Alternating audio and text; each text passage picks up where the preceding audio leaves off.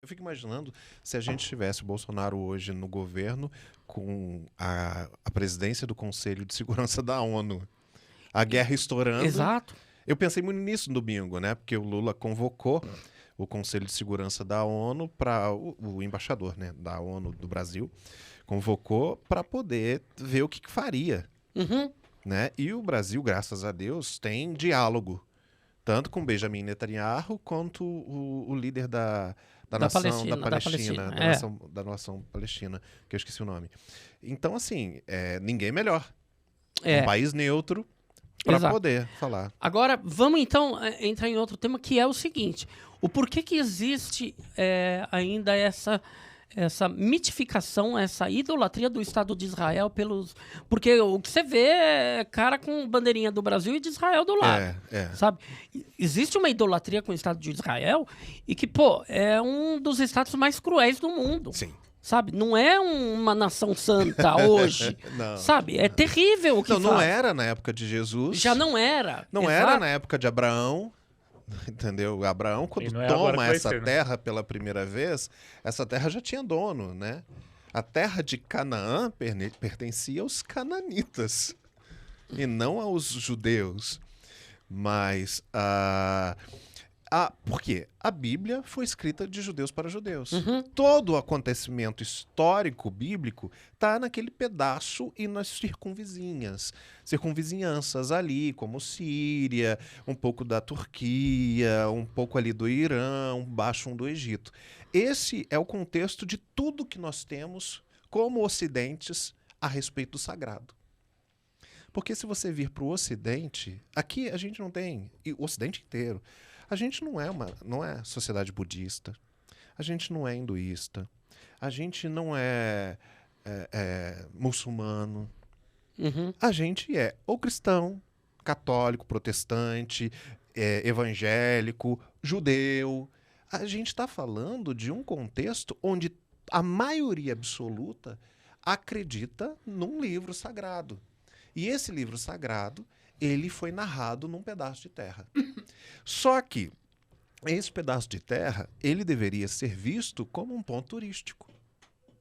Como um ponto, eu acredito assim, até tipo, poxa, a pessoa que eu mais admiro da minha vida, igual quando você vai num lugar onde um grande ídolo seu nasceu, cresceu, se formou, eu não sei, você olha aquilo com respeito, com uma admiração.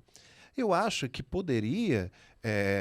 Israel poderia ser assim. Os territórios não só Israel, a Cisjordânia, né?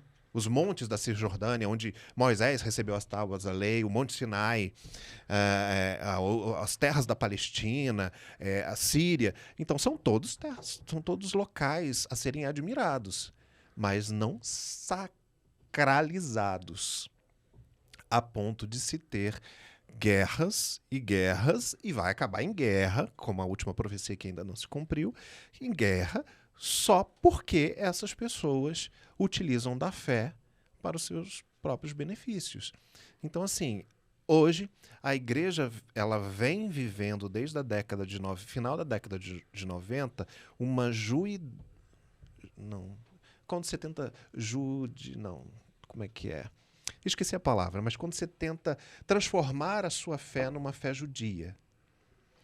Uma judicialização, não, isso seria judicial. Isso é judicial. Uma judiação. Eu esqueci. Mas que você começa a importar a cultura bíblica para dentro do templo. Então você começa a fazer as festas que se faziam no povo na época do deserto. Então você tem a festa das cabanas, a festa dos tabernáculos, você tem a Sukkot, você tem o Yom Kippur, você tem o óleo sendo trazido para dentro da igreja, você tem os símbolos mágicos sendo trazidos para dentro da igreja. Tem pastor pregando de kippah e talit. Exatamente, o shofar. Então, assim, coisas que nem seriam usadas hoje. Se Jesus estivesse aqui conosco hoje, fisicamente, não usaria nada disso. A igreja, ela tenta retroceder a ponto de voltar para o Pentateuco. Porque é muito mais fácil governar quando você volta para o Pentateuco. Porque o Pentateuco, os 5 primeiros livros da Bíblia, ele é assim, ó, faz isso. Se você não fizer, você morre. O povo parece que quer isso, não é? Parece que Você não vê isso com Paulo, com Jesus. Principalmente com Jesus, você não vê. Jesus pegava as pessoas que faziam aquilo e que deveriam ser mortas. E perdoava. Não, e ele nem chegava com essa coisa de perdão. Amava, né? Ele chegava assim, e aí, vamos jantar?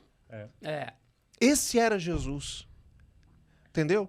As pessoas chegavam podres perto dele, as pessoas mais odiadas de Jerusalém, a ponto de muitas delas ele ter que encontrar fora de Jerusalém, porque elas eram proibidas de entrar em Jerusalém.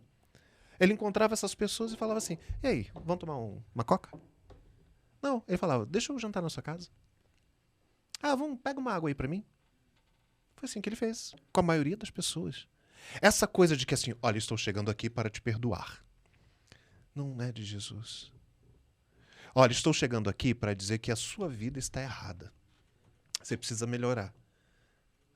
Isso não era Jesus. Jesus era a pessoa que chegava, ele convencia pela presença de um amor, imensurável, e as pessoas acabavam não fazendo mais mal porque o amor as constrangia, e não porque eram obrigadas. E Jesus não tinha problema nenhum de explicar quantas vezes era necessário. E a Bíblia deixa isso claro. Uma vez, ele até fica assim, poxa, que os apóstolos vêm e falam, a gente não entendeu nada que você falou. E aí Jesus fala, cara, vocês estão comigo há 3 anos. Eu estou repetindo para vocês aqui muito mais do que eu falo pro resto do povo. Vocês ainda não estão entendendo, deixa eu desenhar. Então, assim, aí você vê a igreja caminhando ao contrário. Dizendo assim, olha, você não pode beber. Se você beber, você é morto. Você não pode trair. Se você trair, você é morto. Até então, ok, são coisas que podem até prejudicar. Mas você não pode ir contra o que o líder falou. Porque senão você vai pegar lepra. Senão Deus vai te secar. Vai secar o teu ventre. A gente vê muito isso. Sim, vai pesar a mão, Vai pesar que é a macumba do crente.